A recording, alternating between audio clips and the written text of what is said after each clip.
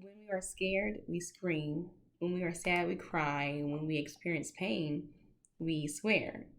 Actually, when we experience all these emotions plus others, we tend to swear. Swearing is used when lashing out or expressing anger, but swearing can also be used for positive outcomes. According to the book, The Anatomy of Swearing, swearing has been defined as taboo words or phrases. The three main ideas I will be discussing are the normality of swearing today, what happens in the brain when you swear, and a research study of swearing as a response to pain. Today in our society, swearing has become pretty normal. We hear it everywhere we go, in the grocery store, at home, on TV, etc. It is used in the most negative light, but also in the most positive light, as in humor. According to the Association of Psychological Science, swearing is used 0.5% of the time in a person's daily 80 to 90% word output.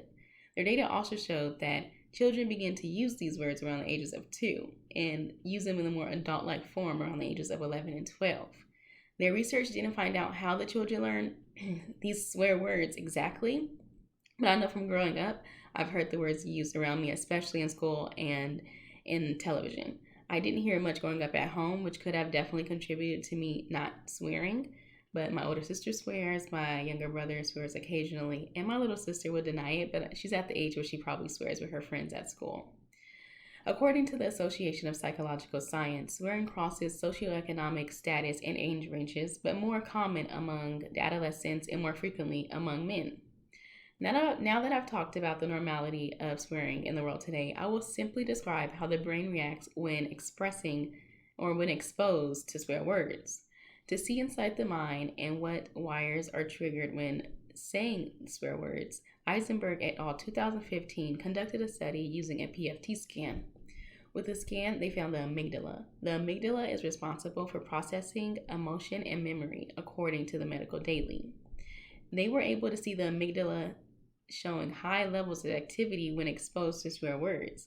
It is also connected to the memory function part of the brain, which lines up to the research that the repetition of swear words will decrease the levels of activity that you find in the amygdala. So if you're growing up around everyone who's swearing, swear words can become less shocking. The emotional effect of the swear word is lowered more and more, so it's a good idea to save your swear words for when they are really needed. Now that I've went over the basic brain actions that occur in response to swearing, we will further describe habituation and look at a research study that shows swearing as a response to pain. The research study conducted by Richard Steffens and Claudia Umland studied if swearing in response to pain produces a pain lessening effect. They found in their research that most of the participants were able to keep their hands immersed in ice cold water for the average of 40 seconds longer than the group that wasn't allowed to swear. They believe that swearing provoked an emotion response, possibly mobilizing the classic fight or flight mechanisms, leading to increased pain tolerance. But 9 of 67 of their participants showed no benefit from swearing during the study. This made the research question if the frequency of daily swearing affected these results. Habituation is the tendency for the gradient of response to a repeated stimulus to decline. They found in their research that the participants that reported more daily swearing frequency weren't able to keep their hand immersed in the water as long as the people who didn't curse frequently. The overuse of swearing in the daily life lessens the effectiveness as a short-term intervention to reduce pain. Today, you've learned how swearing can ease or alleviate the feeling of pain. The main points I reviewed include the normality of swearing, how the brain responds to swearing, and research showing the effects of swearing as a response to pain.